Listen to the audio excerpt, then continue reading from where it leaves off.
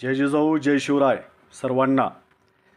बार्शी तालुक्यातील सर्वसामान्य गावखेड्यातील तरुणांना उद्योग व्यवसाय करता यावा, त्यांना स्वतःच्या जीवनामध्ये स्वतःच्या पायावरती उभा राहून आमूलाग्र बदल करता यावा, याकरिता मागील अनेक वर्षापासून काम करत असताना असं लक्षात आलेलं आहे की तरुणांना नोकरी नाही, आणि ज्यांना नोकरी नाही तो तरुण असेल किंवा ते नागरिक असतील, ते शेतीवरती अवलंबून आहेत बहुतांश. आणि शेतीमध्ये कितीही कष्ट केलं, राब लाभलं, अनेक संकटाला तोंड देत त्यांनी पिकवलं तर त्या शेतमालाला भाव नाही. यानंतर आपण काय केलं पाहिजे मग अशा परिस्थितीमध्ये? तर त्याच्यावरती काही उपाय काढण्याचा प्रयत्न आम्ही या ठिकाणी करत आहोत. आपण छत्रपती संभाजी महाराजांच्या जयंतीनिमित्त उद्योग क्रांती अधिवेशन बार्शीमधील यशवंतराव चव्हाण सांस्कृतिक सभागृह या ठिकाणी घेत आहोत. हे अधिवेशन 25 मे 2025 रोजी सकाळी 10 वाजता याचा शुभारंभ होईल. तत्पूर्वी 10च्या आधी त्या अधिवेशनामध्ये ज्यांना उपस्थित राहायचं आहे त्या सर्वांनी नाव नोंदणी करणं अपेक्षित आहे. त्याच्यामुळं ह्या अधिवेशनामध्ये नाव नोंदणी केल्यानंतर पहिल्या सत्राला सुरुवात होईल.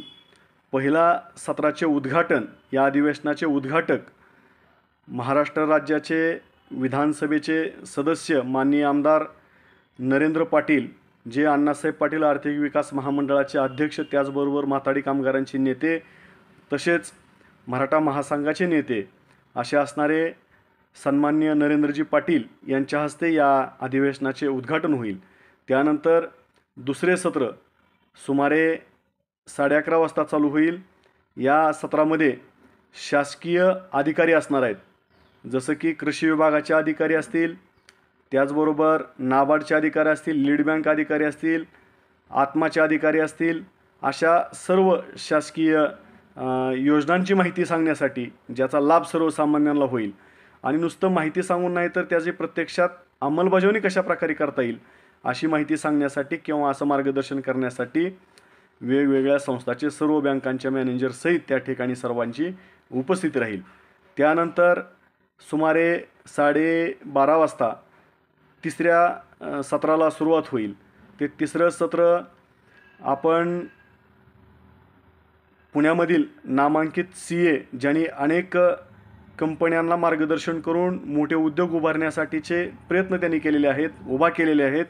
त्याचबरोबर छोट्या मोठ्या व्यावसायिकांना देखील त्यांनी चांगल्या प्रकारचं मार्गदर्शन करून त्यांनी खूप मोठा व्यवसायामधला ज्यांना अनुभव आहे व्यवसाय कसा उभा करायचा, असे पुण्यामधील नामांकित CA रवींद्रजी ढवळे, त्यांचं उद्योगातील संकटे, संधी व नियोजन याची अभ्यासपूर्ण मांडणी या विषयावरती ते मार्गदर्शन करणार आहेत.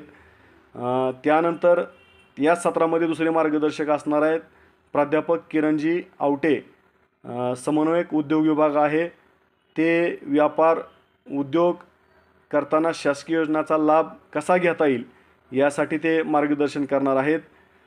त्यानंतर दुपारी 1:30 वाजता जेवणाची सुट्टी असेल, जेवणाची व्यवस्था त्याच ठिकाणी सर्वांची केलेली आहे, त्यामुळं ते जेवणाची सुट्टी दुपारी 1:30 वाजता राहील. त्यानंतर 2:30 वाजता परत पुढच्या सत्राला म्हणजे चौथ्या सत्राला सुरुवात होईल. चौथं सत्र त्या ठिकाणी घेण्यासाठी राष्ट्रीय अध्यक्ष रूरल चेंबर्स ऑफ कॉमर्सच्या अध्यक्ष अतुलजी घुईखेडकर हे उपस्थित राहणार आहेत, जे सांगणार आहेत आपल्याला ज्या विषयावरती मार्गदर्शन करतो. विषय असा आहे, आपला माल वस्तू कशा विकाव्यात, म्हणजे मार्केटिंगचे फंडे काय, तर त्यावरती ते मार्गदर्शन करणार आहेत. अतिशय चांगलं मार्गदर्शन करण्यासाठी ते या ठिकाणी उपलब्ध राहणार आहेत. त्याचबरोबर याच सत्रामध्ये दुसरे आपले मार्गदर्शक असणार आहेत एक्सपोर्ट इम्पोर्ट व्यवसायातले खूप मोठे उद्योजक आहेत, ते किरणजी डोकेसाहेब, ते आपल्याला मार्गदर्शन जागतिक बाजारपेठेमध्ये आपला शेतमाल पाठवताना कोणती काळजी घ्यावी, कशा प्रकारची काळजी घ्यावी याचं ते मार्गदर्शन आपला सर्वांना करणार आहेत. त्याचबरोबर आपण जर बघितलं असलं तर आपल्या आजूबाजूला अनेक लोकांचं, कुटुंबाचं नुकसान कशामुळं झालेलं आहे, तर ते व्यसनामुळं झालेलं. म्हणजे आपण उद्योग उभा करत असताना आपण व्यसनमुक्तसुद्धा असणं गरजेचं आहे. त्यासाठी डॉक्टर संदीप तांबारे आयुष व्यसनमुक्ती केंद्र व रिसर्च सेंटरचे ते चेअरमन आहेत. त्यांचं मार्गदर्शन, त्यांचा विषय आहे उंच भरारी घेताना व्यसनमुक्त असणे हा सर्वात मोठा यशातील हातभार आहे. या विषयावरती त्यांचं मार्गदर्शन असणार आहे.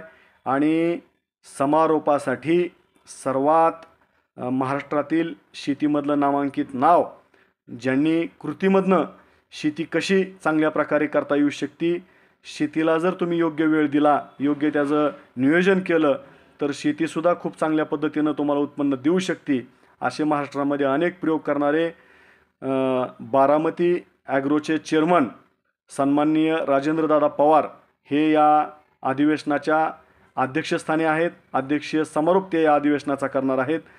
त्याची वेळ दुपारी 4:30ची राहणार आहे. दुपारी 4:30 वाजता त्यांचं सत्र चालू होईल.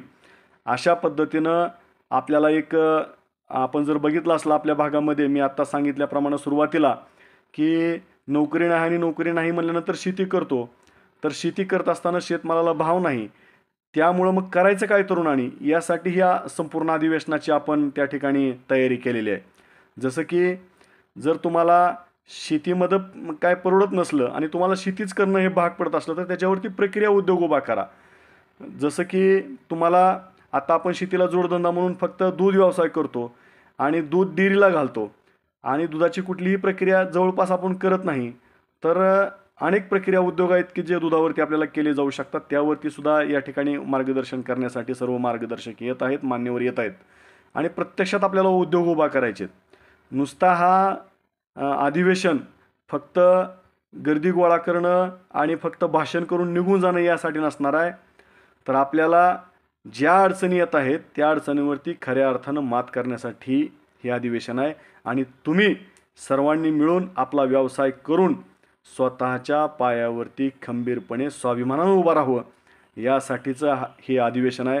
मला वाटतंय बार्शी तालुक्याच्या नाही तर सोलापूर जिल्ह्याच्या इतिहासात हे पहिल्यांदा अधिवेशन होतं आहे की जे अधिवेशन छत्रपती संभाजी महाराजांच्या नावानं उद्योग क्रांती अधिवेशन अशा प्रकारचं आपण अधिवेशन घेतो आहे.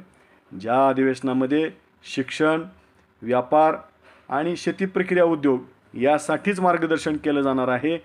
त्यामध्ये तुम्हाला जो काय अडचणीचा भाग असेल ती अडचणसुद्धा सोडवण्याचा प्रयत्न त्या ठिकाणी आम्ही तुमची करणार आहोत.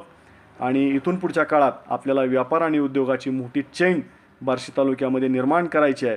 त्यासाठी आपल्याला एवढीच आमची फक्त विनंती आहे की ज्यांना उद्योग व्यवसाय करायची तळमळ आहे परंतु तुमच्यापुढे अडचण आहेत, अशा सर्वांनी येणाऱ्या 25 मे रोजी यशवंतराव चव्हाण सांस्कृतिक सभागृह बार्शी या ठिकाणी सकाळी 10 वाजता उपस्थित राहावं. नाव नोंदणी करणं अपेक्षित आहे, कारण नाव नोंदणी केल्यानंतर तुम्हाला त्या ठिकाणी पेन, आयडेंटिटी कार्ड, एक नोटबुक आणि पाण्याची बॉटल घेऊनच यशवंतराव चव्हाण सभागृहामध्ये तुम्हाला प्रवेश दिला जाणार आहे. त्या ठिकाणी जेवणाची व्यवस्था आहे. त्याच्यामुळं तुम्ही सर्वांनी जास्तीत जास्त संख्येनं या अधिवेशनामध्ये सहभागी व्हावं. असं अधिवेशन पुन्हा होईल का नाही माहीत नाही, परंतु या पहिल्या होणाऱ्या ऐतिहासिक अधिवेशनामध्ये आपण सर्वांनी सहभाग घ्यावा, या अधिवेशनाचा लाभ घ्यावा, स्वतःचे व्यवसाय उद्योग उभा करावे, व्यापार स्वतः करण्यासाठी शिकावं, एवढीच विनंती मी या निमित्तानं करतो. पुढच्या सर्व माहिती तुम्हाला पुढच्या व्हिडिओमध्ये मी नक्कीच कळवेन. एवढंच या निमित्तानं सांगतो. जय जवान, जय किसान, जय शिवराय.